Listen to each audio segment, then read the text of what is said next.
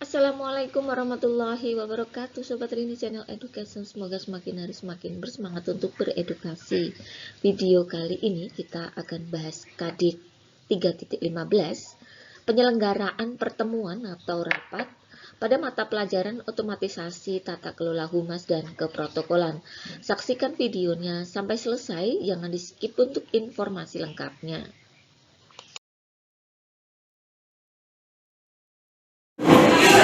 Setelah persiapan rapat selesai, langkah selanjutnya adalah pelaksanaan rapat. Segala sesuatu yang berkaitan dengan rapat benar-benar harus diperhatikan.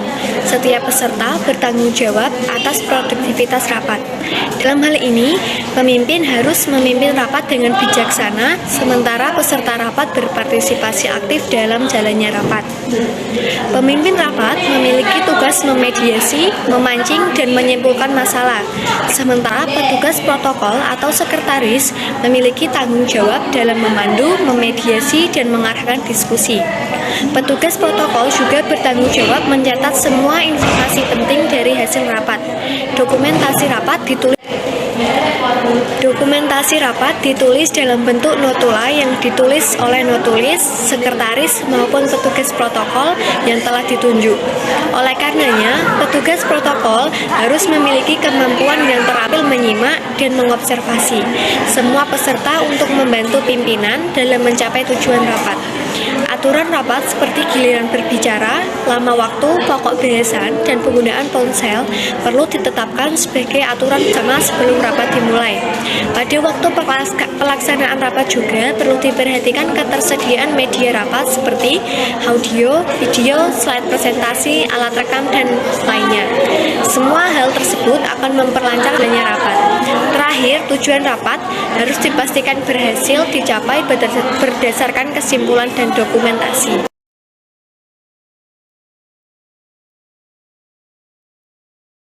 Pelaksanaan rapat adalah waktu rapat berlangsung. Pelaksanaan rapat terdiri atas 5 aspek, yaitu 1. Masalah harus dipecahkan. 2. Partisipasi aktif peserta rapat. 3. Ada pimpinan. 4. Ada notasi. 5. Ada peralatan, perlengkapan, dan media tulis. 1. Masalah yang dipecahkan dalam rapat dipecahkan secara bersama. Rapat hanya dilaksanakan ketika ada masalah penting yang bersangkutan dengan banyak orang dan membutuhkan pendapat atau ide. Dalam mengajukan permasalahan, masalah harus jelas dan dapat dipahami oleh peserta rapat. 2. Partisipasi aktif peserta rapat. Peserta rapat memberikan gagasan, ide, atau pendapat dan pikiran. 3. Ada pimpinan rapat. Pimpinan rapat menjadi pusat perhatian dan menjamin kelancaran kegiatan rapat, juga sebagai penanggung jawab dan pengendali jalannya rapat. Assalamualaikum warahmatullahi wabarakatuh. Saya Siti Nur Aisyah, absen 31 dari kelas 12 OTKP 2. Pada dasarnya, yang bertindak sebagai pimpinan rapat adalah pimpinan perusahaan, kepala bidang, direktur, atau pejabat tinggi suatu perusahaan. Namun, tidak jarang karena beberapa pertimbangan, maka ditunjukkan sekretaris atau petugas protokol sebagai pimpinan rapat. Oleh sebab itu, selain mampu menyiapkan rapat, juga harus mampu memimpin rapat. Beberapa hal yang perlu diperhatikan dalam memimpin rapat adalah sebagai berikut. Memahami tugas pokok dan fungsi pimpinan rapat, memahami batasan bahasan rapat, memahami tujuan diselenggarakannya rapat, menyiapkan notulen, memahami perencanaan prosedur rapat. 4. Ada notulis. Notulis merupakan orang yang mencatat hasil rapat. Isi dalam notulen terdiri atas waktu dan tempat rapat berlangsung, daftar peserta yang hadir, nama pimpinan rapat, hal-hal penting seputar pokok bahasan rapat. Hasil rapat yang diketik atau ditulis disebut sebagai notulen. Fungsi dari notulen sebagai berikut. Notulen dapat digunakan sebagai bukti atau dokumen apabila suatu saat ada masalah, sebagai sumber informasi bagi peserta yang berhalangan hadir saat rapat, sehingga dapat mengetahui hasil rapat, sebagai acuan rapat pada pertemuan berikutnya, sebagai dokumen penting yang disusun berdasarkan kronologis. 5. Ada peralatan, perlengkapan, dan media tulis. Adapun peralatan dan perlengkapan yang digunakan dalam rapat terdiri atas ruangan, meja, kursi, papan tulis, alat tulis, penerangan, sound system, komputer atau laptop, dan sebagainya.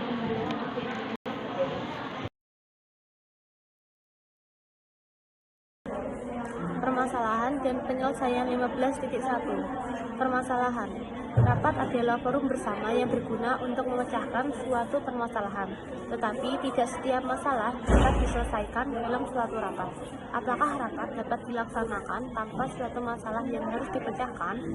Penyelesaian.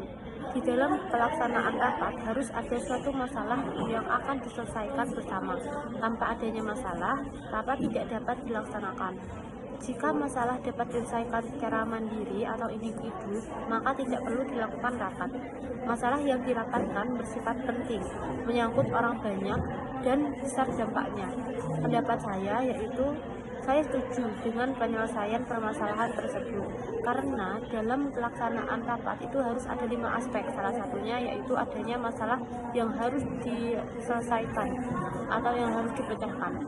Jadi rapat tidak dapat dilakukan jika tidak ada masalah penting, menyangkut orang banyak, dan membutuhkan masukan atau ide dari orang lain, kecuali jika masalah tersebut bisa diselesaikan secara mandiri atau individu, maka tidak perlu dilakukannya rapat.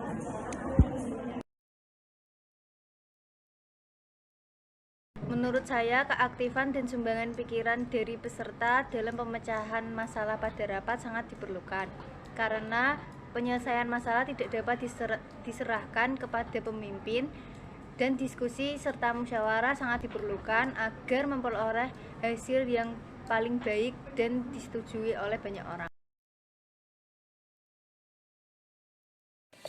B. Cara pelaksanaan rapat. Setelah semua peserta rapat berkumpul, maka rapat akan dibuka oleh pembawa acara atau yang disebut MC. Supaya dapat berlangsung dengan lancar dan tertib, maka petugas protokol harus memahami cara pelaksanaan rapat. 1. Teknik membuka rapat. A. Kalimat pembuka menarik atau berkesan bagi semua anggota rapat. B. Kalimat dapat membangkitkan motivasi semua anggota rapat. C. Kalimat pembuka berisi gambaran mengenai masalah yang akan dibahas. D. Memberikan penekanan terhadap tujuan rapat. E. Menggunakan kalimat yang jelas dan tidak bertele-tele. 2. Teknik menutup rapat. A. Menyusun kesimpulan rapat. Tujuan penyusunan kesimpulan adalah agar anggota rapat mengingat isi dan maksud pelaksanaan rapat. B. Kalimat penutup. Kalimat penutup dan rapat harus jelas dan ringkas. Adapun ketentuan kalimatnya, yaitu 1. Kalimat yang diucapkan runtut dan menggunakan bahasa Indonesia yang baik dan benar. 2. Kalimat hanya seputar pokok masalah yang telah dibahas. 3. Mempersiapkan kalimat penutup sebaik mungkin. 4. Berisi anjuran agar pendengar melakukan sesuatu tindakan berdasarkan hasil rapat. 5. Kalimat penutup berisi pujian kepada anggota rapat. 6. Menggunakan bahasa yang santun dan berkomunikatif. 3. Pengelolaan konsumsi dan akomodasi. Konsumsi dan akomodasi dapat mencerminkan kesiapan penyelenggaraan rapat. Beberapa hal yang harus diperhatikan dalam penyelenggaraan rapat berkaitan konsumsi dan akomodasi adalah sebagai berikut. A. Konsumsi dapat diberikan dalam setiap rapat, namun menu dan jumlah sajian dapat disesuaikan dengan kondisi keuangan. B. Konsumsi dapat disajikan sebelum acara berlangsung maupun saat acara sedang berlangsung. C. Konsumsi yang dilakukan kurang dari 2 jam dapat diberikan air tawar. Namun jika berlangsung seharian atau beberapa hari, maka dibutuhkan makanan kecil atau coffee break dan besar. 4. Pengelolaan tempat rapat. Pelaksanaan rapat berkaitan dengan tempat rapat. Dimanapun rapat dilaksanakan, sekretaris maupun petugas protokol memiliki tugas mengatur dan menyiapkan tempat rapat. 5. Memimpin rapat. Pimpinan rapat harus bertindak adil dan bijaksana terhadap apa yang diputuskan. Pimpinan rapat juga harus dapat mendorong dan menciptakan partisipasi aktif anggota. Selain itu, peserta rapat juga tidak boleh bergantung pada pimpinan rapat. Dalam hal ini, peserta juga memiliki peranan terhadap kelancaran rapat. Beberapa hal yang perlu disiapkan dalam memimpin rapat yaitu sebagai berikut. A. Memiliki pengetahuan luas berkaitan pokok permasalahan yang sedang dibahas. B. Mampu memanajemen waktu dan mengendalikan jalannya rapat. C. Memiliki sifat adil, jujur, bijaksana, dan berwibawa. D. Mampu mengatur jalannya rapat. E. Memimpin rapat sesuai prosedur dan peraturan yang telah disepakati. F. Mengambil dan memutus kebijakan secara adil dan bertanggung jawab. Permasalahan 15.3. Bagaimana jika pelaksanaan rapat tanpa diawali pembuka oleh pembawa acara? Saya kurang setuju, karena jika pemimpin rapat membawa pembuka dia terlalu mendominasi acara rapat tersebut. Dan pada dasarnya setiap divisi memiliki tugas masing-masing sesuai kemampuan. Permasalahan 15.4. Kemampuan membuka rapat satu dengan yang lainnya pasti berbeda-beda. Ada pembawa acara yang selalu serius dan ada pula yang harmonis. Namun, pembawa acara juga harus menempatkan posisinya dalam situasi yang berbeda. Bagaimana seharusnya pembawa acara membuka rapat yang baik dan benar? Penyelesaian. Setiap rapat memiliki kondisi dan situasi yang berbeda. Ada saat tertentu pembawa rapat serius karena situasinya sangat penting, seperti rapat pengangkatan karyawan tetap, rapat laporan keuangan, dan lainnya. Pembawa acara juga dapat bersikap santai dan bersikap humor jika di acara ulang tahun perusahaan, rapat pelantikan karyawan baru, dan lainnya. Oleh karenanya, pembawa acara harus dapat membaca situasi agar rapat berjalan dengan lancar.